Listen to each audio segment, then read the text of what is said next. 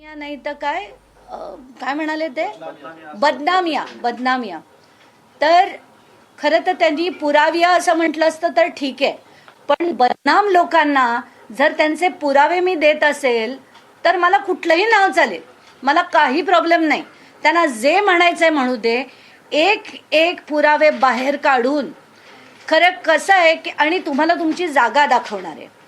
मुद्दा नंबर 2, तुम्ही जितका वेळ एक मंत्री म्हणून काढला त्याच्या म्हणजे जेवढा वेळ तुम्ही कराड बरोबर काढला असेल त्याच्या 1/10 जरी तुम्ही मंत्री म्हणून तिथे बसला असतात ना तर आज हे दिवस तुम्हाला बघायला लागले नसते.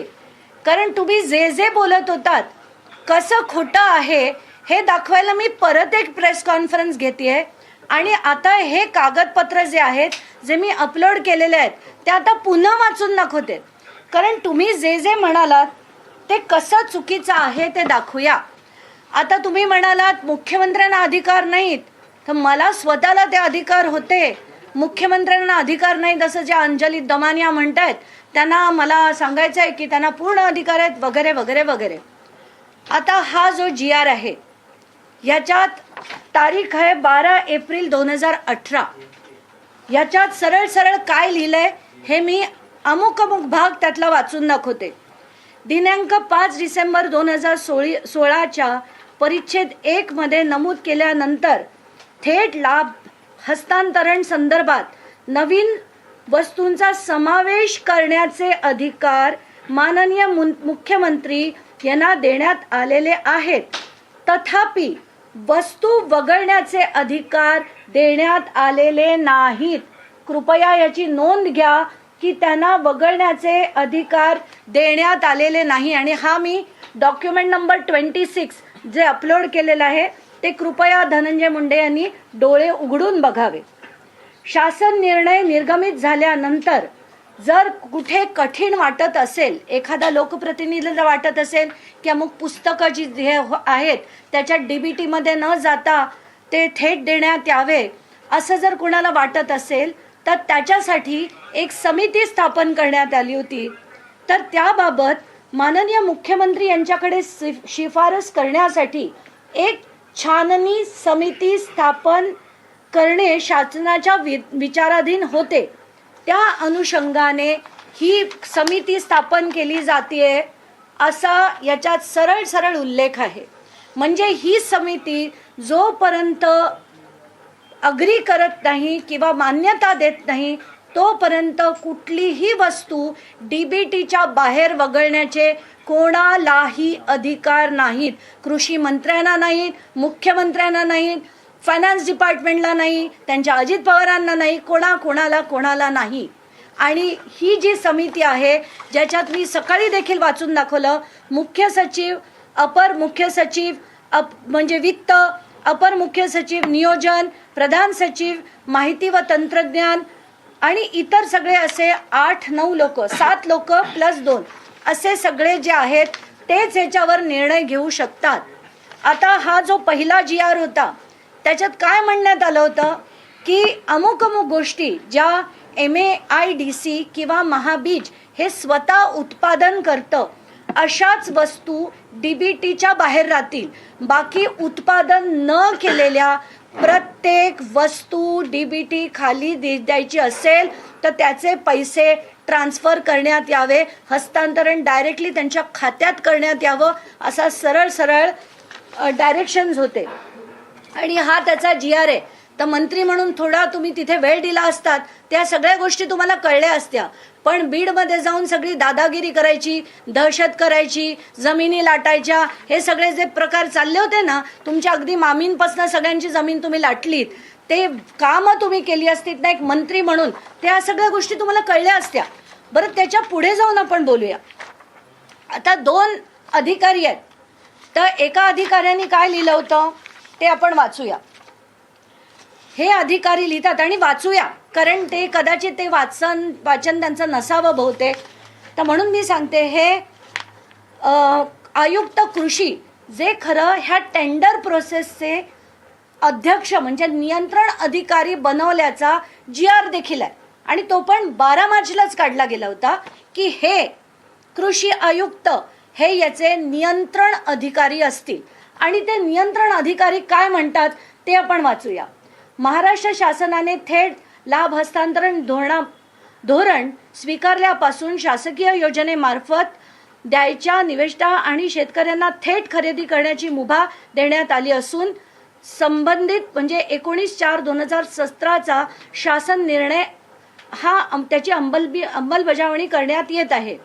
मागे शासन पुरस्कृत संस्था जसं मी म्हटलं MAIDC किंवा महाबीज जे बनवते ते वगळून बाकी सगळं थेट DBTने देण्यात यावे असे या पूरक पत्र 12/9/2017 रोजी निर्गमित करण्यात आले आहे. आता पुढे ते काय म्हणतात, कापूस व सोयाबीन पिकाच्या उत्पादकता वाढीमध्ये आवश्यक असणाऱ्या या निविष्ठा देखील महाराष्ट्र कृषी उद्योग विकास महामंडळ तसेच शासकीय संस्थेमार्फत राबवण्यासंदर्भात शासन मान्यता देण्यात आली आहे 12 मार्चला.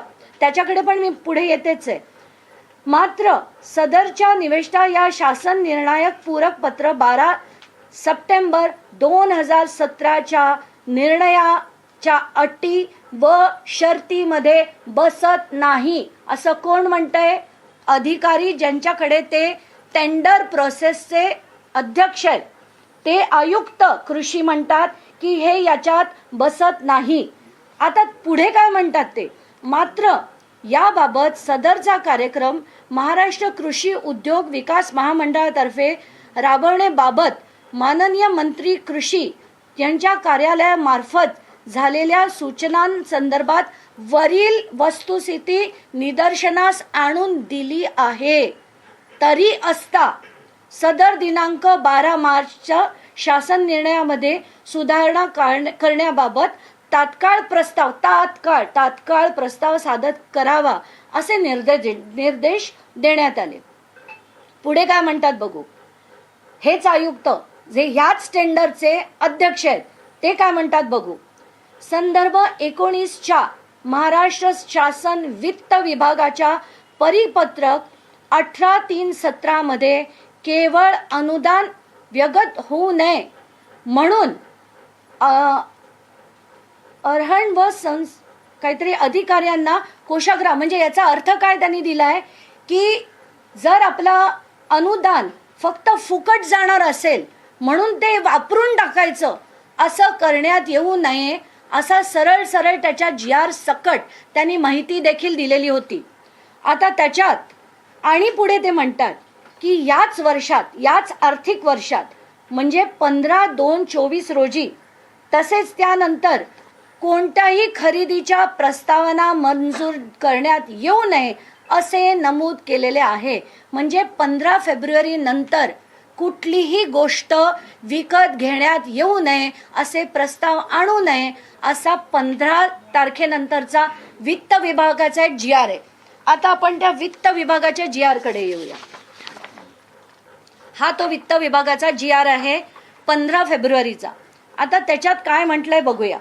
त्याच्यातल्या पहिल्या पॅराग्राफ मध्ये म्हटलंय, सर्व प्रशासकीय विभागांना व त्यांच्या अधिपत्याखालील कार्यालयांना सन 2023-24 या आर्थिक वर्षात दिनांक 15 फेब्रुवारी 2024 तसेच त्यानंतर कोणत्याही खरेदीच्या प्रस्तावना मंजुरी देण्यात येऊ नये.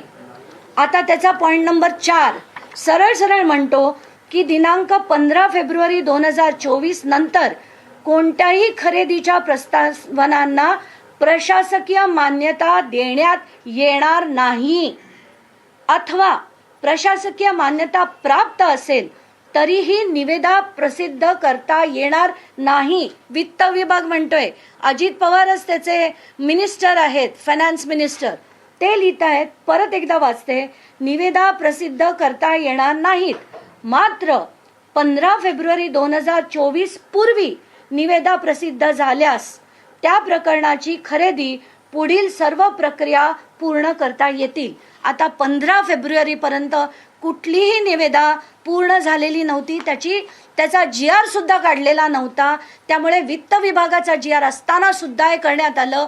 पण काय आहे की कृषी मंत्र्यांना वेळच नव्हता. ते इतके व्यस्त होते कराड बरोबर की त्यांना वेळच मिळायचा नाही इथे येऊन मंत्रिपद सांभाळायला. आणि इथले जे प्रोसिजर्स आहेत आणि तुम्हाला परत परत सांगण्यात आलं होतं, अधिकाऱ्यांकडनं सांगण्यात आलं होतं, तरीही तुम्ही जे कार्यक्रम केलेत आणि आम्ही जे म्हटलं ते कसं खरं आहे त्याच्याकडे आपण येऊया. आता हे त्याच्या पुढचं जे मी म्हटलं होतं पत्र आहे त्याच्यात सुद्धा काय लिहिलंय म्हणजे हे डेप्युटी सेक्रेटरी कृषी काय म्हणतात बघा. एका वेळची विशेष बाब म्हणून विवक्षित कारणांमुळे देण्यात आलेल्या असल्याने या शासन निर्णयाच्या स्वरूप देण्याची आवश्यकता नाही. म्हणजे याला पुन्हा जेव्हा आयुक्त म्हणाले होते, कृषी आयुक्त म्हणाले होते की याचा एक वेगळा GR काढा हवा असेल तर यांनी लिहून दिलंय की त्याचा तसा GR काढण्याची गरज नाही. का? कारण ही एक स्पेशल बाब आहे आणि या स्पेशल बाबीला कोणी मान्यता दिली तर यांच्यानंतर वित्त मंत्र्यांनी दिली आणि त्यानंतर मुख्यमंत्र्यांनी दिली, ज्यांच्याकडे कुठलेही अधिकार नाही आहेत. आणि तो GR देखील मी वाचून दाखवलाय की त्यांच्याकडे ते अधिकारच नाही आहेत त्याच्यावर सही करण्याचे आणि DBTच्या बाहेर त्याला काढण्याचे. आता आपण हे जे पत्र आहे हे सगळ्यात महत्वाचं आहे. हे 16 तारखेचं पत्र आहे. हे किती छान लिहिलंय ते बघूया आपण. आता याच्यात लिहिलंय, राज्य पुरस्कृत कापूस व सोयाबीन योजनेमध्ये पुरवठा करण्यात येणाऱ्या निविष्ठापोटी अग्रिम रक्कम 121 कोटी मिळण्याबाबत.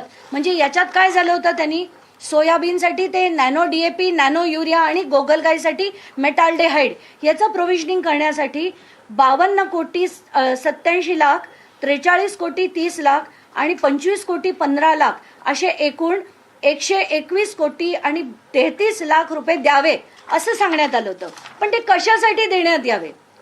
त्यानुसार कापूस व सोयाबीनसाठी नॅनो युरिया, नॅनो DAP, गोगलगाईचा प्रादुर्भाव रोखण्यासाठी मेटाल्डेहाइड कीटकनाशक या निविष्ठांचा उत्पादनाकरता कच्चा माल खरेदी, उत्पादन प्रक्रिया त्याप्रमाणे जिल्हा स्तरावर आपल्या आदेशानुसार पुरवठा करणे याकरिता पूर्णच्या पूर्ण रक्कम, म्हणजे ते प्रोडक्ट येणार की नाही हे माहित नाही,